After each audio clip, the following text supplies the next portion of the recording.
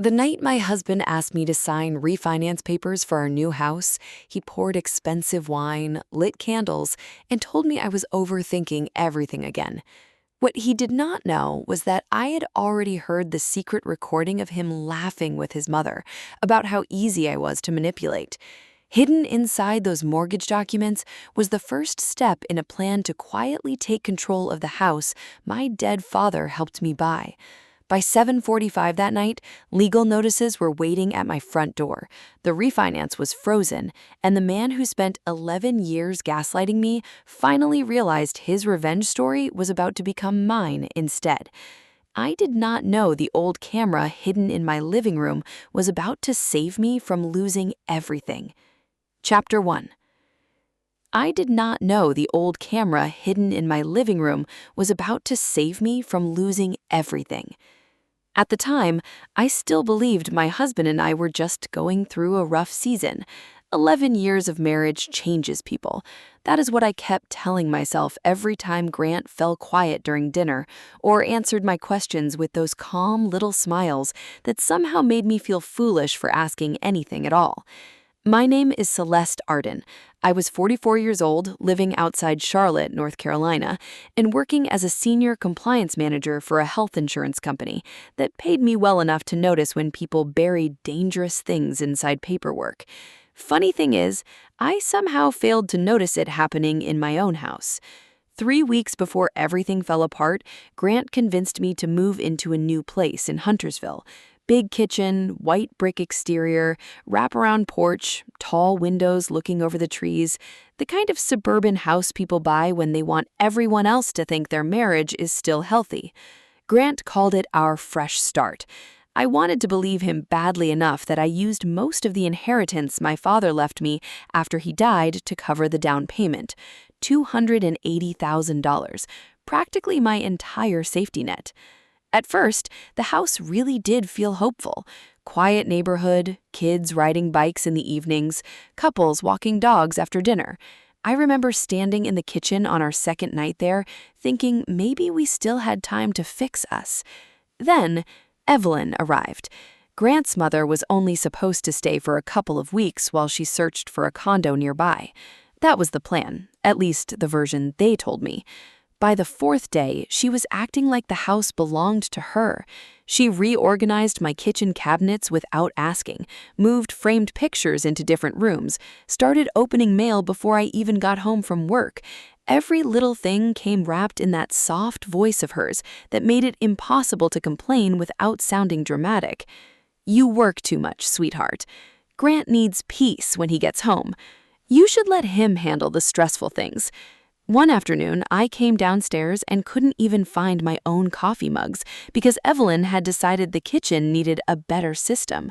I remember standing there staring into the wrong cabinet while she smiled at me from the island. I was only trying to help. That was the thing about Evelyn. Nothing she did sounded cruel until you lived inside it long enough. Around the same time, refinance paperwork started appearing everywhere, on the dining table, on the kitchen counter, beside Grant's laptop late at night. Every conversation somehow turned into interest rates, property equity, timing. Whenever I tried asking questions, Grant brushed them away. Routine updates, administrative forms, nothing complicated. One night, I asked why there seemed to be so many documents for a simple refinance. Grant barely looked up from his laptop. "Banks overdo everything now, you know how it is." Then he smiled at me like I was overreacting and added something that stayed with me longer than it should have. "You never read this stuff anyway." He laughed after saying it like it was a harmless joke. Evelyn laughed too. Something cold moved through me right then, but I ignored it. That's the embarrassing part. Your instincts usually whisper long before they scream. The call came on a Thursday evening while I was putting groceries away. Grant and Evelyn were sitting together in the living room, shoulders almost touching as they looked over a refinance packet on Grant's tablet. The second I walked in, Grant tilted the screen away. Too quickly. That tiny movement bothered me more than it should have. My phone rang before I could say anything. Unknown number. I answered while standing near the pantry. A man introduced himself as Howard Bellamy. His voice sounded nervous. "Mrs. Arden, I think I need to tell you something about the house." At first, I thought maybe there was a plumbing issue or some tax document we had missed during closing. Instead, he said something that instantly made my stomach tighten. The smart home camera system did not fully disconnect from my cloud account after the sale. I was trying to remove the device earlier today and accidentally accessed footage from your living room. I looked toward Grant. He was speaking quietly to Evelyn while scrolling through paperwork. Neither of them noticed me staring. Howard lowered his voice. "Mrs. Arden, don't tell your husband I called." I can't explain why that sentence unsettled me so badly, but it did. After we hung up, I stood there pretending to organize groceries while my mind replayed every strange moment from the past few weeks. Grant pushing the refinance timeline harder every day, Evelyn talking about protecting family assets, Grant shutting his laptop whenever I entered the room, paperwork appearing faster than I could read. I told myself I was being paranoid. I told myself stress was making me suspicious, but deep down, something already knew.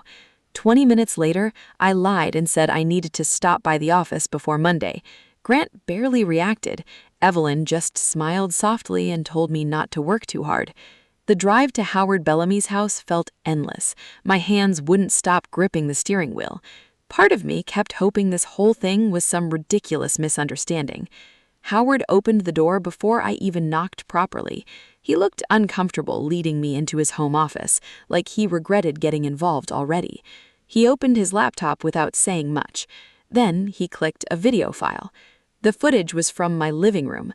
Grant sat on my couch holding a glass of wine while Evelyn flipped through refinance documents beside him. Grant laughed quietly. Then he said the sentence that changed everything. "Celeste trusts me. She signs whatever I put in front of her." Chapter 2. For a second, I honestly thought I might throw up right there in Howard Bellamy's office. Not because of the money, not even because of the house. It was the way Grant sounded. Relaxed, amused, comfortable. Like the two of them had been having these conversations for a long time. On the screen, Evelyn flipped through the refinance papers while Grant leaned back on our couch with a glass of wine in his hand. "She will not read it all," Evelyn said calmly. "She gets overwhelmed by legal language." Grant laughed under his breath. "That is why this works." My stomach dropped so hard I had to grab the edge of Howard's desk to steady myself. The frightening part was not hearing them plan it. The frightening part was realizing my body already knew something was wrong long before my mind let itself admit it. Howard glanced at me carefully. "Mrs. Arden, I can stop the video if you need a minute." "No," I whispered. "Keep playing." Evelyn tapped one of the pages inside the refinance packet. The authorization form needs to stay buried in the middle. If she sees it separately, she might ask questions. Grant smirked. "She avoids paperwork whenever possible, always has." The two of them laughed softly together. That sound hurt more than I expected, not because it was cruel, because it was familiar. I had spent 11 years believing those private little laughs meant I belonged inside them somewhere. Now I realized I'd probably been the joke more than once. Grant took another sip of wine. "I just need her to think it's temporary. Once the restructuring starts, it becomes a process issue instead of a marriage issue." Evelyn nodded slowly. "And once you have authority attached to the property paperwork, everything moves faster." There was a silence after that where neither of them spoke. They just sat there in my living room, looking completely at home while discussing how to take control of the one thing my father had left me. That house carried my father's money inside every wall. Howard finally paused the footage. "I'm sorry," he said quietly. "I really am." I kept staring at the frozen image on the screen. Grant looked relaxed, comfortable, like a man discussing vacation plans instead of planning to manipulate his wife into signing away control of her own home. "Was there more?" I asked. Howard hesitated before pressing play again. The next clip happened later that same night. Evelyn was standing near the kitchen island, holding one of my coffee mugs. "She has gotten too comfortable here," Evelyn said. Grant shrugged. "Not for much longer." I felt something crack quietly inside my chest. Not loud, not dramatic, just a small, clean break where trust used to live. Howard handed me a flash drive with the backup files loaded onto it. I copied everything: video files, cloud logs, timestamps. I can send copies to your email too. Please do. He rubbed the back of his neck awkwardly. I almost deleted it earlier. I did not want involvement in family problems. I looked at him for the first time since the footage started. This is not a family problem anymore. He nodded slowly because he understood exactly what I meant. Outside, the sky had already gone dark. The drive back to Huntersville felt unreal, like I was watching somebody else's life from outside the windshield. At a red light, I caught myself remembering little things that suddenly looked different now. Grant insisting on handling every lender call himself. Grant shutting his laptop when I entered the room. Evelyn reminding me over and over that paperwork stressed me out. Even the kitchen no longer felt accidental. Evelyn had not reorganized it because she preferred efficiency. She had reorganized it because people move into spaces they expect to keep. By the time I pulled into the driveway, my hands were shaking. Through the dining room window, I could see Evelyn sitting at the table reading mortgage documents while Grant stood behind her drinking coffee. They looked up together when my headlights crossed the front lawn. I sat in the car for another 10 seconds before forcing myself to go inside. Grant opened the door before I reached it. "You were gone a while." "Traffic," I said. His eyes moved across my face carefully, almost studying me. "Everything okay?" I wondered if he could somehow already tell that the woman standing in front of him no longer trusted him. "I'm tired, that's all." Evelyn smiled from the dining room table. "Poor thing, you carry too much stress around with you." Then she slid the refinance packet slightly farther away from me without realizing she had done it. That tiny movement told me more than any speech could have. Grant walked into the kitchen behind me while I unpacked groceries. "Victor Hale called again today," he said casually. "The lender wants to finalize things quickly before rates change." I nodded without turning around. "Okay." "You shouldn't worry yourself with the details," he added. "I already reviewed everything." Something about those words made me anger flare through me for the first time all night. I turned around slowly. Maybe I should still read it myself. Grant blinked once, just once, but it was enough. "Of course," he said quickly. "I only meant there's a lot of legal wording. Most people would never catch what half those paragraphs actually mean." That sentence stayed with me. Most people, not me. The next morning, I carried the refinance packet into my office downtown and locked my door before opening it. For 2 straight hours, I read every page: mortgage terms, payment structures, tax language. Then finally, I found it: temporary authorization for property processing. At first glance, it looked harmless. That was the point. Most people would skim right past it without understanding what it actually allowed. But I worked compliance for a living. I knew dangerous language rarely announced itself loudly. The clause gave Grant limited authority to communicate and execute property-related actions connected to the refinance if delays occurred. Limited authority. That phrase sat in my chest like poison. I scanned every document into a private folder. I saved lender emails. I took screenshots of timestamps, attachments, forwarding chains, signatures. By noon, I'd built a timeline stretching from the day we toured the house to the footage Howard showed me the night before. When I got home, Grant brought tea upstairs while I pretended to review work reports in my office. "Chamomile," he said gently. "You've seemed stressed lately." I looked up at him. "Have I?" He smiled. "You don't have to carry everything alone, Celeste." The terrifying part was that he almost sounded sincere. He stepped farther into the room. "Did you look over the paperwork today?" "Some of it." "And?" I let a small, tired smile cross my face. Honestly, most of it confused me. I watched relief soften his shoulders immediately. That's exactly why I said not to stress over the paperwork. Then he kissed my forehead and walked back downstairs. I waited until I heard the bedroom door close before opening my laptop again. The folder on my desktop was labeled Documentation. Inside it sat the footage, the emails, the refinance files, and every screenshot I'd collected. Grant and Evelyn still thought I was the easiest person in that house to control. I intended to keep it that way a little longer. By Saturday morning, I realized something terrifying. Grant and Evelyn were no longer behaving like people hiding a secret. They were behaving like people already certain they had won.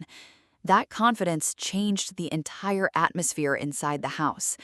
Grant walked around lighter somehow, more relaxed. He hummed while making coffee. He kissed my forehead before leaving rooms. Evelyn started talking openly about furniture changes and holiday dinners, like she had already settled permanently into our lives. Meanwhile, I felt like I was disappearing inside my own home, one quiet inch at a time. I learned quickly that betrayal does not always feel loud. Sometimes it feels like standing in your kitchen, unable to find your own coffee cups because someone else decided your system no longer matters. That morning, I opened the cabinet above the dishwasher and froze. My father's old ceramic mug was gone. The blue one with the tiny crack near the handle, the mug he used every Sunday morning for years before he died. I found it 15 minutes later, sitting upstairs in Evelyn's bathroom beside a candle. When I carried it downstairs, Evelyn looked up from the island. "Oh, I moved that up there. It matched the guest bathroom colors better." Guest bathroom? My father's mug? Something inside me almost snapped. Grant looked over from his laptop. Mom was only trying to help. Everything was always help. That was the genius of people like Evelyn. They crossed boundaries so softly, you almost felt cruel for noticing. By then, the refinance pressure had become constant. Victor Hale from the mortgage company called nearly every day, sometimes twice. Grant always answered before I could. "The lender just wants to keep things moving," he would say casually. Or, "If we miss the window, rates could shift." Every conversation suddenly came attached to urgency. 5 business days left, 4 business days left, final review pending. At some point, the entire house started feeling less like a home and more like a countdown clock. I began living carefully. Every movement mattered now. I checked the mailbox before Grant got home. I forwarded emails into a private encrypted account connected to my work laptop. I scanned refinance documents late at night after everyone went upstairs. I even started recording conversations on my phone whenever paperwork came up. The worst part was how normal I became at hiding things. Saturday afternoon, I sat at the dining room table pretending to answer work emails while secretly photographing signatures inside the refinance packet. I heard footsteps behind me and nearly dropped my phone. Grant stopped beside my chair. "What are you doing?" For half a second, I honestly thought he knew. My chest tightened so hard it hurt. Then I forced myself to smile. "Comparing deadlines from work. Compliance audits are a mess right now." Grant stared at me a second too long. I could actually feel sweat gathering at the base of my neck. Then, finally, he nodded. "You should take a break sometime." He kissed the top of my head and walked away. I sat perfectly still until I heard him downstairs again. That was the moment I realized how dangerous the next few days really were. If Grant noticed even one wrong thing, everything could explode before I was ready. Later that afternoon, I drove into Charlotte to meet Marcus Whitmore. His office overlooked Tryon Street, all dark wood and expensive silence. Marcus himself looked like someone who had spent decades watching people ruin each other politely in courtrooms. He watched the footage from Howard Bellamy's camera without interrupting once. When it ended, he leaned back slowly in his chair. This is calculated financial manipulation. Hearing another person say the words made my stomach twist all over again. Marcus studied me carefully. "Do you feel safe in the house?" The question caught me off guard. Grant had never hit me, never screamed at me, never broken anything, But safety is not only about physical fear. I do not know anymore, I admitted quietly. Marcus nodded like he understood exactly what I meant. Then his tone sharpened. Do not confront them yet. The moment they realize you know, they may accelerate everything. He spread the refinance paperwork across his desk. Most people would never understand what this language actually allows. That's intentional. He pointed toward the authorization section.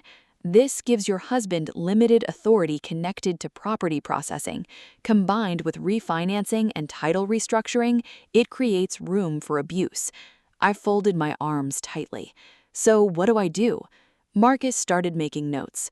We document everything. We file a transfer restriction notice. We create a fraud alert connected to the property. And, Mrs. Arden, you quietly separate your finances immediately. For the next hour, he walked me through every step carefully. Evidence timelines, account protection, document preservation, digital backups. When I finally left his office, I sat in my car for nearly 10 minutes, staring through the windshield without moving. I think that was the first moment I allowed myself to admit how close I had come to losing everything. Not just the house, my sense of reality. Because the truth was, part of me kept still trying to excuse Grant, even after the footage, even after the paperwork. That's the ugly thing about loving someone for over a decade. Your mind keeps searching for innocent explanations long after your instincts have already found the truth. When I got home that evening, Evelyn had changed the family photos in the hallway. My wedding picture with Grant had been moved farther down the wall. A framed photo of Grant and Evelyn from years ago now sat directly in the center. I stood there staring at it. Evelyn noticed immediately. Oh, does it look better there? I thought the hallway needed balance. Balance. I almost laughed. Grant came downstairs carrying 2 wine glasses. There you are, he said warmly. I was looking for you. He handed me a glass and wrapped an arm around my waist. For a second, if someone had looked through the window from the outside, we probably would have appeared happy. That's the frightening part. Grant had actually become kinder these last few days. He brought me coffee in the mornings, bought flowers Sunday afternoon, talked about future renovations like we were building a life together. I was thinking maybe built-in shelves in the study, he said casually, that night. The study, the room where my father's chair used to sit before Evelyn decided it no longer fit. Grant smiled against the rim of his wineglass. Everything finally feels like it's coming together. I looked at him carefully then, at the calm expression, the easy confidence, and suddenly I understood why he seemed happier lately, because he believed the hard part was already over. Late Sunday night, I woke up thirsty and walked downstairs toward the kitchen. Halfway there, I heard voices, Grant and Evelyn. I stopped in the darkness near the staircase. She just needs reassurance, Grant said quietly. Evelyn answered immediately. Then make her feel safe. A peaceful woman signs faster. Grant laughed softly. I almost think she suspects something. No, Evelyn replied. Celeste questions herself more than she questions other people. That has always been the advantage. I had to grip the railing to steady myself, because the horrifying part was that she was right. For years, Grant had trained me to distrust my own instincts before I distrusted him. I went back upstairs without making a sound and locked myself in the bathroom. For several minutes, I just sat on the floor staring at nothing. Then, finally, I stood up, washed my face, and opened the encrypted folder on my laptop again. Documentation, emails, recordings, screenshots, transfer notices. Everything was ready now. Sunday night ended with Grant and I sitting outside on the back patio while cicadas buzzed in the dark trees behind the house. He lifted his wine glass toward me. Tomorrow fixes everything. I smiled back softly. I know. But by then, we were talking about 2 very different tomorrows. Chapter 4. Monday felt strangely calm for the day my marriage finally died. No thunder outside, no dramatic shouting, just sunlight coming through the bedroom curtains while Grant stood in front of the mirror buttoning his shirt like this was any other morning. He caught my reflection behind him and smiled. "Big day." I sat on the edge of the bed, watching him. "You seem excited." Grant laughed softly. "After today, we can finally stop stressing about this refinance stuff." Refinance stuff. That was how he described the plan he and his mother had spent weeks building behind my back. Downstairs, Evelyn was already setting the dining room table, even though it was barely 8 in the morning. Candles, linen napkins, the expensive white plates she liked showing off whenever guests visited. The entire house looked too polished, too rehearsed. Evelyn glanced up when I walked in. "I thought we should make tonight special." Grant kissed the side of my head while pouring coffee. Fresh start energy. Fresh start. Funny how those words had followed me all the way from hope to betrayal. I spent most of Monday pretending to work while quietly waiting for the clock to move. Marcus Whitmore had already filed the transfer restriction notice that morning. Jenna Ruiz had instructions to arrive exactly during dinner. Everything was timed carefully. That part mattered to me more than I expected. For weeks, Grant and Evelyn had controlled every conversation, every timeline, every document moving through that house.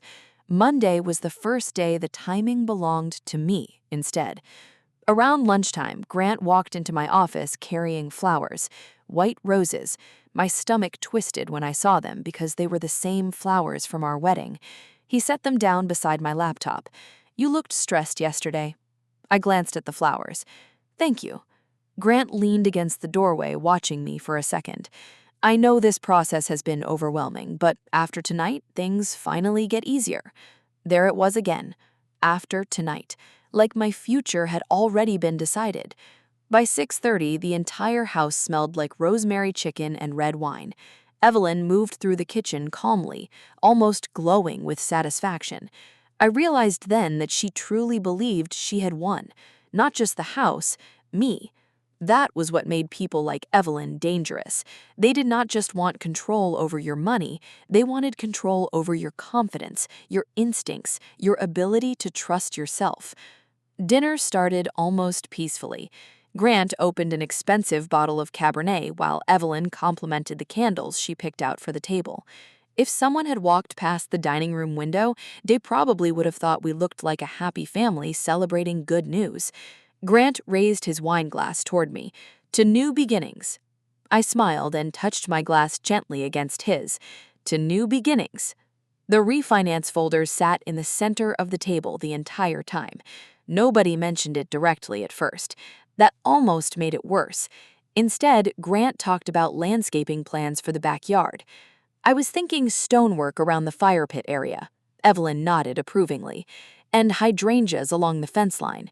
Then Grant smiled at me. "This house is finally becoming what we wanted." What we wanted. I almost asked him which part of we he meant. After dinner, Evelyn disappeared briefly into the kitchen and returned carrying dessert plates. "Everything feels lighter already," she said softly. Grant rested his hand near mine on the table. "It really does." His wedding ring caught the candlelight while he said it. That almost broke me more than the paperwork. Not because I still trusted him, because part of me could finally see how long I had been loving someone who viewed kindness as a tool instead of a responsibility. After dessert, Grant stood and picked up the refinance folder. "Ready?" The room suddenly felt very still. I looked at the papers for a second before nodding slowly. "I think so." Grant sat beside me this time, instead of across from me, close enough that I could smell his cologne. He opened the packet directly to the signature pages. "I marked everything already to make it easier." Easier. That word again. He pointed toward the authorization section casually. "This part is temporary, purely administrative." I let my fingers rest on the edge of the paper, so nothing major. "Exactly." Evelyn smiled into her wineglass. "Just routine processing." I picked up the pen slowly. The doorbell rang. Nobody moved at first. Then Grant frowned slightly. "Were you expecting somebody?" I set the pen down. "No." I walked toward the front door while my heartbeat stayed strangely steady. Marcus Whitmore stood outside beside Jenna Ruiz exactly on schedule. For the first time in weeks, the house finally felt like mine again. "Good evening, Mrs. Arden," Marcus said calmly. "Come in." The second Grant saw Marcus enter the dining room, the color drained from his face. Not dramatically, just enough that I noticed his jaw tighten around the edges. Evelyn stood too quickly, nearly knocking her wineglass over. "What is this?" Jenna stepped forward professionally. "Grant Arden." Grant swallowed hard. "Yes?" She handed him the legal envelope. "You are being served regarding a transfer restriction filing, fraud concern notification, and attempted unauthorized property restructuring connected to this residence." Grant stared at the paperwork without opening it. For the first time all night, he genuinely looked lost. Evelyn forced a laugh that sounded painfully fake. "This is ridiculous." I walked back to the dining table and placed my purse beside the refinance packet. Then I pulled out the flash drive and set it directly in front of Grant. I saw the footage. Silence hit the room so hard it almost felt physical. Grant looked at me slowly. "What footage?" Even now, he was trying to regain control of the conversation. The living room camera Howard Bellamy forgot to disconnect. Evelyn's expression changed instantly. Her soft sweetness disappeared from her face completely. "That old man had no right." "No, you had no right." Marcus spoke evenly. "We also have preserved cloud backups, timestamps, lender correspondence, and recorded statements." Grant finally opened the envelope with visibly shaking hands. Tiny tremors moved through his fingers while he scanned the paperwork. That was the moment he knew the situation was real, not emotional, legal, strategic, planned, just like his scheme had been. He looked up at me. "Celeste, you misunderstood." I almost laughed. Instead, I opened the audio recording on my phone. Grant's voice filled the dining room. "Celeste trusts me. She signs whatever I put in front of her." Then Evelyn answered, "Make her feel safe. A peaceful woman signs faster." Evelyn's face completely collapsed after that. Even her posture changed. Years of fake warmth disappeared in seconds. Grant stared at me like he didn't recognize the woman sitting across from him anymore. Maybe he finally realized I had stopped being controllable days ago. "How long have you known?" he asked quietly. I looked down at the untouched signature line waiting beside the pen, then back at him. "Long enough to let both of you keep talking." Chapter 5. The silence after the recording ended felt heavier than the actual betrayal. Nobody moved. The candles still flickered across the dining table. Half-empty wine glasses sat beside untouched dessert plates. The refinance papers remained spread open between us, like something dead nobody wanted to touch anymore. Grant looked down at the legal documents in front of him again, reading the same lines over and over, like repetition might somehow change them. Finally, he looked up at me. "So that is it." His voice sounded flatter now, smaller. I folded my hands together because they had finally started shaking. "No," I said quietly. "This is just the first honest conversation we have had in years."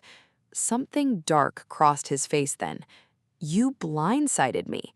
I almost laughed at that. "You spent weeks trying to trick me into signing paperwork you hid inside refinance documents." It was strategy. It was manipulation.